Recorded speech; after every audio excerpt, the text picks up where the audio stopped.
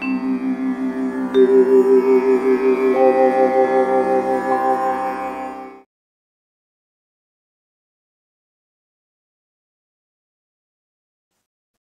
now place short order in Hero MotoCorp at 2810.90. Stop loss is placed at 2812.65. Let's see if it picks my order and then falls. It's a momentum trade in the morning.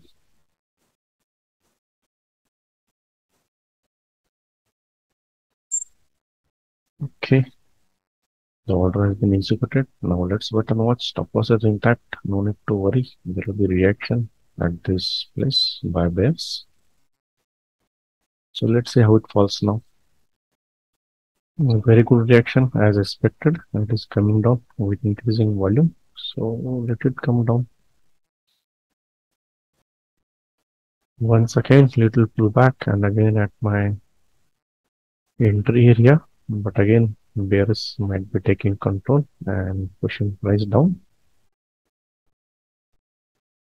Complete sideways movement. It has stalled at this support of 2800 around. Not coming nearby. Before that, buyers are picking up. So let's see. This is the fighting area between bulls and bears. If it breaks it, 2800 whole figure, then it will be a fast move below. So let's wait and watch. Finally, after a long wait and playing into my stop loss area many times, it has fallen down. My stop loss got saved here by just 65 paisa. And it is breaking this 2800 whole figure very decisively. So I placed my target order at 2790.05, which will be 1:12 risk reward ratio. Around, let's see. Now, due to lack of time, I have revised my target to 2798.55 to be around 1:7 only. I was waiting for 1:12. So let's see before 3 o'clock if it gives the target. Okay, finally 1:7 target achieved.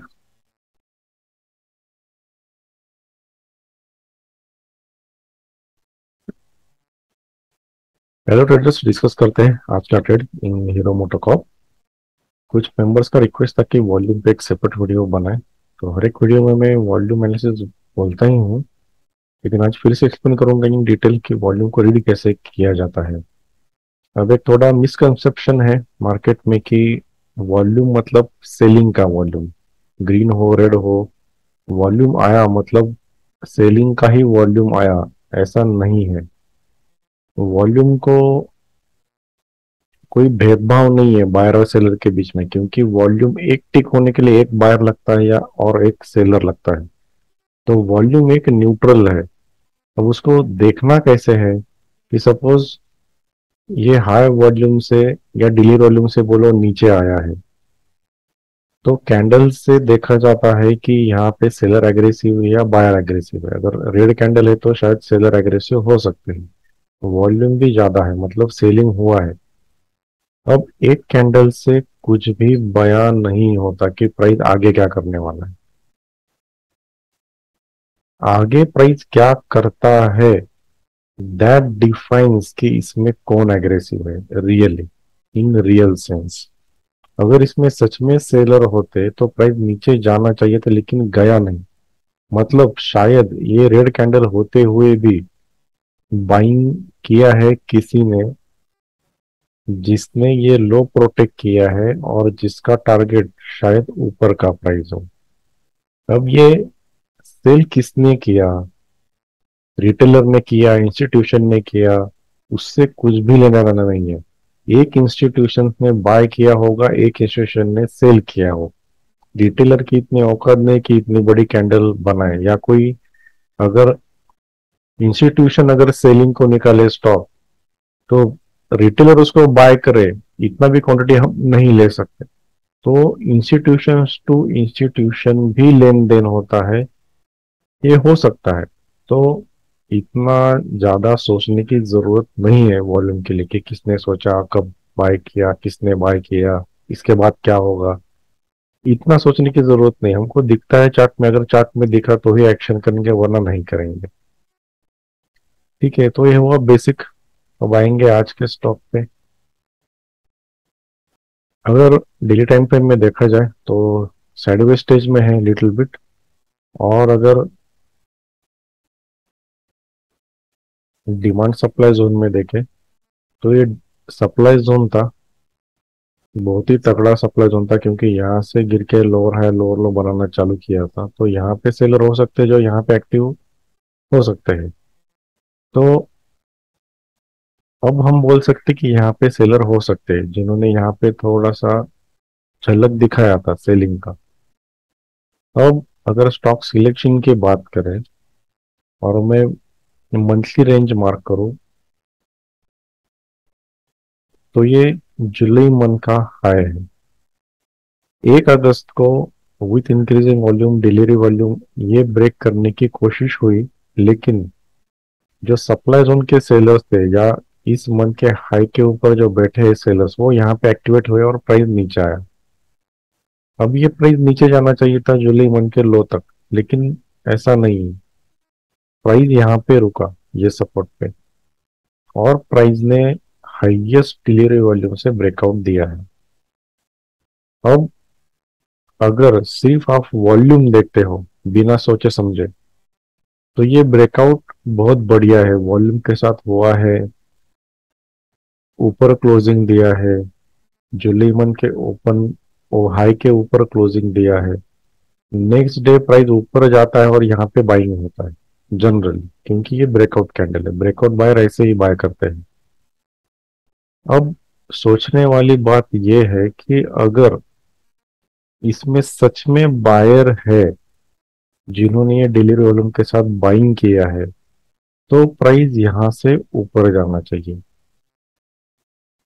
तो next day इस level से bye का hypothesis रख सकते हैं, क्योंकि monthly high है। अगर हम 5 मिनट में देखें वो दिन, तो 5 मिनट में ही समझ जाना चाहिए सच में बाइंग हुआ है या सेलिंग हुआ है उस कैंडल में। यहाँ पे विथ इंक्रीजिंग वॉल्यूम प्राइस नीचे टूटा है और इस कैंडल का हाई प्रोटेक्टेड है और प्राइस नीचे गया। मतलब जो हमको ब्रेकआउट वाला कैंडल दिख रहा है, वहां पे शायद बाइंग नहीं हुआ है, सेलिंग हुआ है। क्योंकि अगर ऐसा नहीं होता तो प्राइस ऊपर लेके जाते ये बुल्स। अब इन दोनों कैंडल में जो रेड कैंडल दिख रहा है, इसमें वॉल्यूम नहीं है। पहली बार वॉल्यूम ब्रेकआउट आया इसमें, मतलब यहाँ पे सेलर्स एक्टिवेट हुए, यहाँ पे ज्यादा एग्रेसिवली सेलिंग हुआ है। इस कैंडल का लो भी ब्रेक डाउन हुआ है, नीचे क्लोजिंग हुआ है। तो ये बन गई इंपॉर्टेंट कैंडल। अब ये सब सोचना और उसके बाद डिसाइड करना बाय करना है सेल करना थोड़ा मुश्किल हो सकता है इनिशियली, लेकिन ये प्रैक्टिस की बात है, प्रैक्टिस किया तो सब कुछ आसान हो जाता है। अब ये दिन को देखेंगे, 22 को देखो तो पहले 4-5 कैंडल में पूरा खेल खत्म हुआ है। यहाँ हाई था डे का, यहाँ लो था। तो अगर इसमें से कुछ लेवल निकालना है तो थोड़ा लोअर टाइम फ्रेम में जाना पड़ेगा।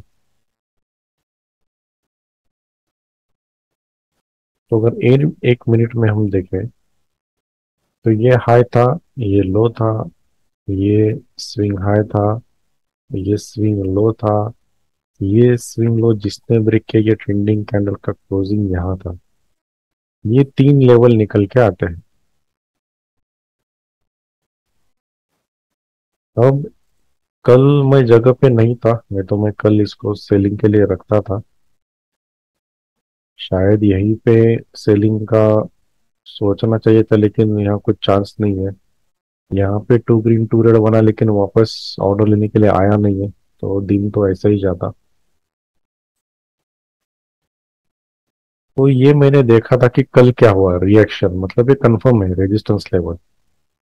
तो आज का जब ओपनिंग हुआ, आज प्राइस यहाँ पे ओपन हुआ, ऊपर गया, ऊपर क्लोज किया, लेकिन ये बुलिश कैंडल नहीं है, दिस इनडिसीजन कैंडल। जितना सेलर है उतना ही बायर है, मतलब कहीं ना कहीं बुलिशनेस नहीं है। कैंडल का हाई प्रोटेक्टेड है, मतलब सेलिंग चालू है। इस कैंडल ने इस लेवल को रेजिस्टेंस एज अ कंफर्म किया फिर एक बार। अब ये रेजिस्टेंस कंफर्म होने के बाद मैंने एंट्री प्लेस किया। अब ये जो ग्रीन कैंडल दिख रहा है, जब मैं ट्रेड लगा रहा था तब ये रेड कैंडल था और विथ इंक्रीजिंग वॉल्यूम भी था।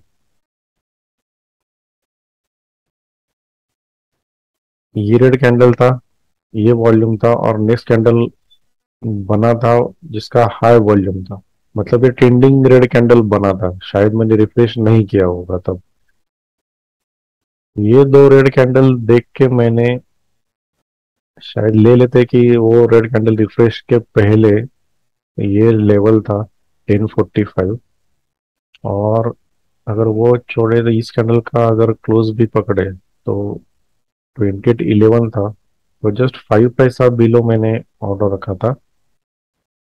2810.90 स्टॉप लॉस। अब ये ट्रेंडिंग रेड कैंडल दिख रहा था मुझे, तो इस कैंडल का हाई था 12.60, तो 12.65 पे मेरा स्टॉप लॉस था। आप ट्रेड रिकॉर्डिंग जाके देख सकते हो कि रेड कैंडल बन रहा था तब। ये नसीब से मिल गया ट्रेड, वो अच्छा है। कभी कभी नसीब भी साथ दे देता है।